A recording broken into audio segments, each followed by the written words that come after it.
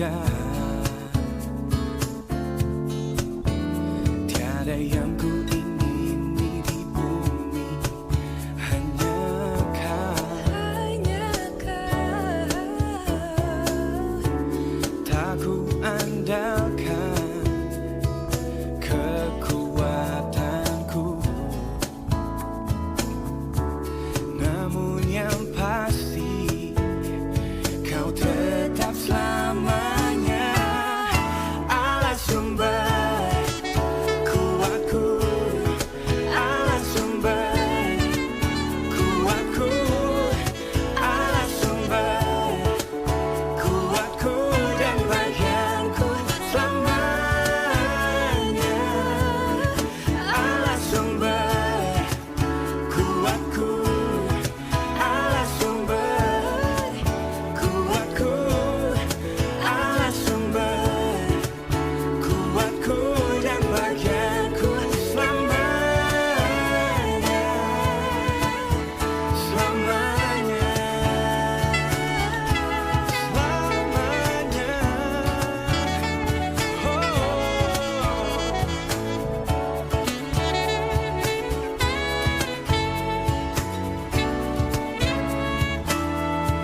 Tak ku andalkan kekuatanku, namun yang pasti kau tetap selamanya. Oh, oh. Tak ku andalkan kekuatanku, namun yang pasti kau tetap selamanya. Allah sumber kuatku, Allah sumber kuatku, Allah sumber kuatku dan bagianku selamanya. Allah sumber kuatku, Allah sumber kuatku, Allah sumber kuatku dan bagianku selamanya, selamanya,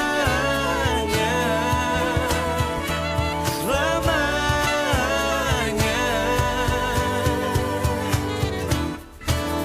selamanya.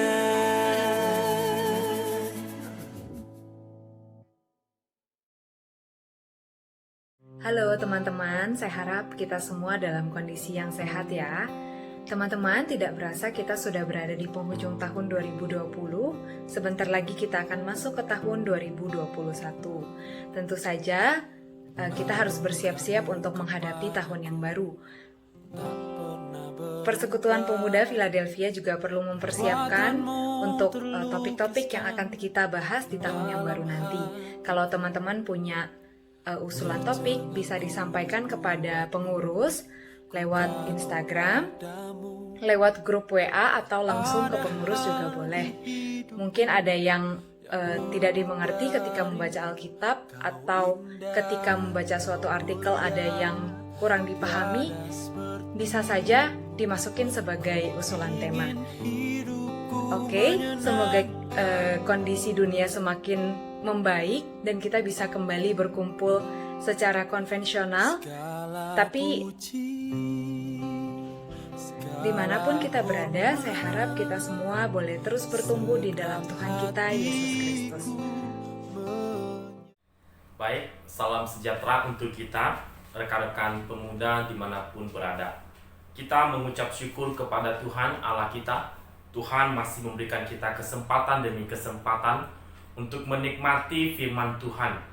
Kali ini kita membahas topik terakhir daripada tema bulanan kita di bulan Oktober, yaitu Tulik. Nah, ini P terakhir, yaitu Perseverance of the Saints, atau ketekunan orang-orang kudus. Nah, itulah yang kita bahas pada malam hari ini. Sebelumnya saya mengajak kita untuk membaca Alkitab. Sebetulnya banyak ayat-ayat Alkitab mengenai topik ini, tapi saya lebih senang membaca di kitab Injil Yohanes pasal 10 ayat 27 sampai yang ke-30. Demikian firman Tuhan, teman-teman silakan mengikutinya. Domba-dombaku mendengarkan suaraku, dan aku mengenal mereka, dan mereka mengikut aku. Dan aku memberikan hidup yang kekal kepada mereka, dan mereka pasti tidak akan binasa sampai selama-lamanya. Dan seorang pun tidak akan merebut mereka dari tanganku. Bapakku yang memberikan mereka kepadaku lebih besar daripada siapapun, dan seorang pun tidak dapat merebut mereka dari tangan Bapa. Aku dan Bapa adalah satu. Kita berdoa mohon pimpinan Tuhan. Tuhan, kami bersyukur ada kesempatan kami dengarkan firman-Mu. Biarlah kami sebagai pemuda-pemudi boleh bertumbuh di dalam dan melalui firman ini. Berkati waktu ini Tuhan. Kami mohon hikmat kebijaksanaan-Mu. Mohon Tuhan mengurapi setiap kami, sehingga firman yang hidup meneguhkan iman kami. Terima kasih, demi nama Yesus kami berdoa. Amin. Nah, teman-teman yang terkasih di dalam Tuhan, tema kita kali ini seperti yang saya katakan, ini yang terakhir, yaitu ketekunan orang-orang kudus. Nah, doktrin ini betapa penting. Nah, doktrin tentang ketekunan orang-orang kudus ini bicara tentang kepastian daripada keselamatan itu sendiri. Jadi, memastikan bahwa kita yang ada di dalam Kristus akan memperoleh keselamatan yang Allah sudah janjikan. Jadi ini bicara keselamatan. Nah, sebelumnya teman-teman, saya ingin memberitahukan kita semua bahwa ada 3 sebutan bagi kita orang yang sudah bersatu dengan Kristus. Ada 3 sebutan bagi orang yang sudah percaya kepada Kristus. Tentu ini sungguh-sungguh percaya ya, bukan KTP. Nah, sebutan pertama yang Alkitab katakan yaitu mempelai. Kamu adalah mempelai Kristus. Kita mempelai Kristus, atau gereja itu mempelai Kristus. Sebutan yang kedua adalah tubuh Kristus. Alkitab mengatakan orang yang sudah percaya kepada Kristus adalah tubuh Kristus, dan Kristus adalah kepalanya. Dan ketiga, sebutan yang ketiga bagi orang yang sudah percaya kepada Kristus adalah anak-anak Allah yang kudus, atau ahli waris kerajaan surga. Jadi dia menjadi ahli waris kerajaan surga, atau anak-anak Allah yang kudus. Nah, kalau demikian, kita adalah mempelai Kristus, kita adalah tubuh Kristus, kita adalah ahli waris kerajaan surga, atau anak-anak Allah yang kudus. Mungkinkah kita tidak diselamatkan? Tidak mungkin. Mungkinkah keselamatan kita hilang? Tidak mungkin. Jadi betapa bernilainya diri kita di dalam Kristus. Nah, jadi teman-teman yang terkasih, ketekunan orang-orang kudus bukan berarti kita mengusahakan keselamatan kita. Bukan, itu salah. Nah, dasar bagi kita untuk bertekun di dalam iman kita ialah karena ketekunan Allah yang setia menopang iman kita, dan kasih karunia-Nya yang tidak pernah berhenti mengasihi kita. Jadi dasar bagi kita untuk berpegang teguh pada iman kita adalah karena Allah yang setia memelihara, menopang, mengasihi, dan melimpahi kasih karunia-Nya bagi kita. Jadi sejak orang itu percaya, maka sejak itu Allah memelihara imannya. Kita tahu bahwa iman itu adalah pemberian daripada Allah kepada orang yang datang kepadanya, yang membuka hatinya, yang meresponi kasih karunia-Nya atau firman-Nya. Ketika diberitakan, maka Roh Kudus bekerja dalam hati orang itu, sehingga orang itu percaya kepada Yesus Kristus. Dan pada saat itu iman ada di dalam diri orang itu, sehingga orang itu dilahirkan kembali dan menjadi anak-anak Allah yang kudus. Dan dia tidak mungkin hilang keselamatannya, tak mungkin. Nah, jadi teman-teman yang terkasih, Kalau misalnya kita baca di dalam Efesus pasal 1 ayat 13 dikatakan, di dalam Dia kamu juga, itu di dalam Yesus dikatakan kamu juga, karena kamu telah mendengarkan firman kebenaran, yaitu Injil keselamatanmu. Di dalam Dia kamu juga ketika kamu percaya dimetrikan dengan Roh Kudus yang dijanjikannya itu. Berarti pada waktu orang itu percaya kepada Yesus Kristus, maka itu adalah hasil pekerjaan Allah melalui kuasa Roh Kudus. Dan kemudian di ayat 14 dikatakan, dan Roh Kudus itu adalah jaminan bagi kita sampai kita memperoleh seluruhnya. Yang menjadi jaminan keselamatan kita adalah Allah Roh Kudus. Yang dikatakannya yaitu penebusan yaitu penebusan yang menjadikan kita milik Allah untuk memuji kemuliaannya. Berarti bagian kita yang Allah sudah janjikan, sudah sediakan, itu tidak mungkin bisa hilang. Apa bagian kita yang Allah sudah janjikan? Yaitu apa? Hidup kekal, kepastian keselamatan, kemuliaan, dan mahkota yang Allah sudah janjikan untuk kita. Itu tidak mungkin hilang. Nah, karena itulah Allah yang setia di dalam menopang iman kita dari awal sampai akhirnya, maka itu menunjukkan bahwa kita orang Kristen yang sungguh-sungguh tidak mungkin kita hidup sembarangan. Dan kita makin hidup bagi Kristus, bukan bagi dunia. Kita hidup bagi Allah, bukan bagi diri kita, bukan bagi manusia. Karena kita adalah hamba kebenaran. Nah, berarti apa?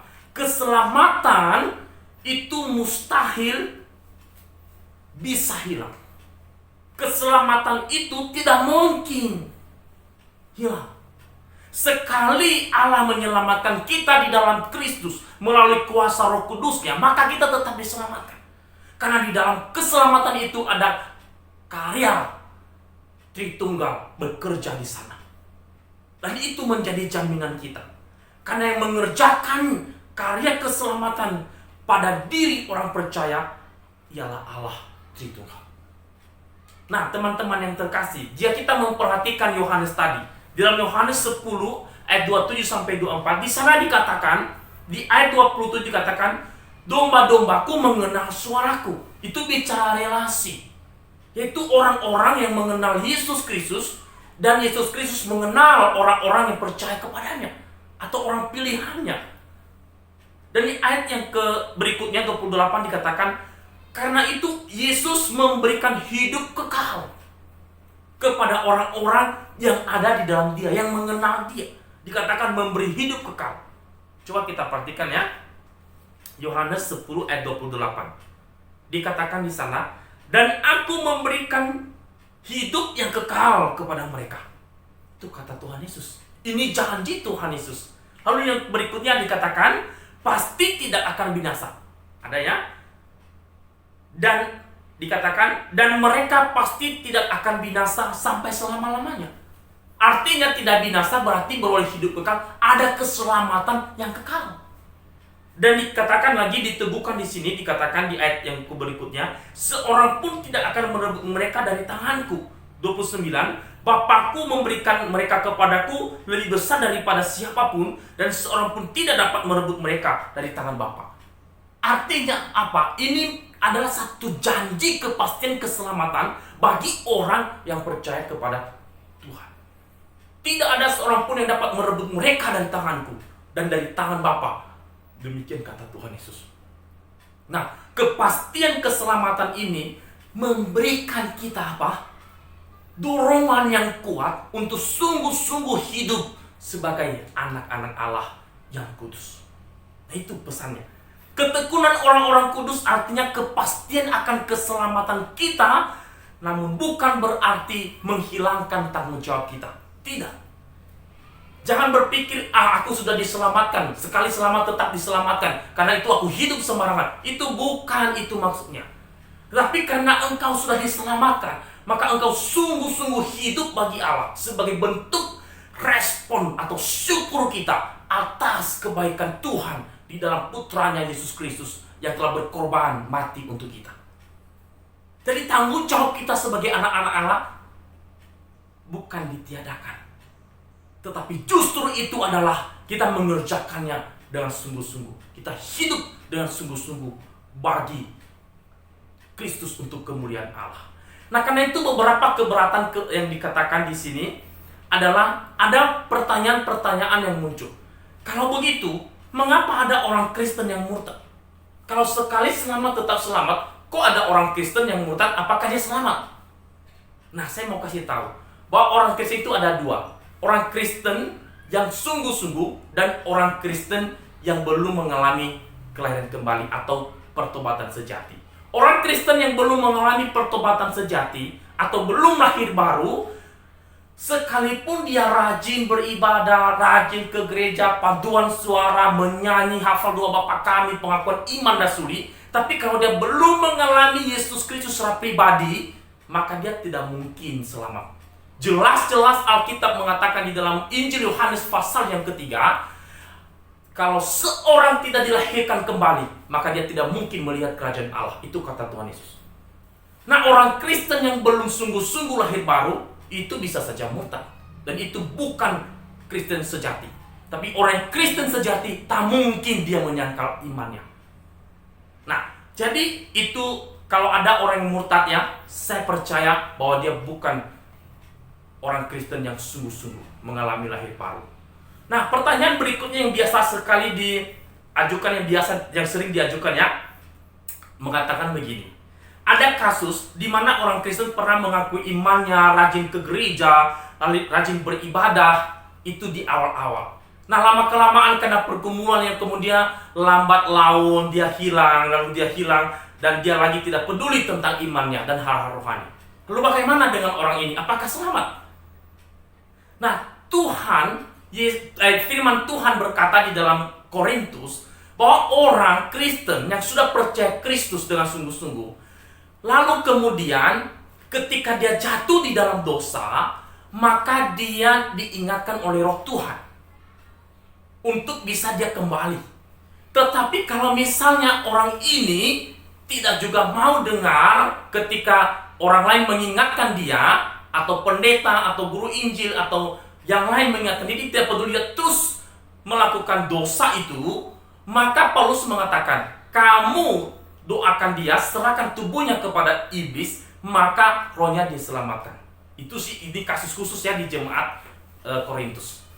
Nah, saya percaya sekali orang Kristen yang sungguh-sungguh ketika dia, katakanlah dalam tanda petik, hilang, tetapi suatu saat dia akan kembali. Saya percaya sekali. Dan karena kuasa Roh Kudus akan bekerja di dalam hatinya. Nah, karena itu tidaklah benar jika doktrin ini menyebabkan orang makin hidup dalam dosa. Itu tidak benar. Justru doktrin akan ketekunan orang-orang kudus ini akan membuat kita semakin memaknai akan kasih Allah, pengorbanan Kristus yang Dia berikan bagi kita, sehingga kita hidup bagi Allah, bukan bagi dosa. Terima kasih untuk semuanya. Tuhan memberkati. Amin.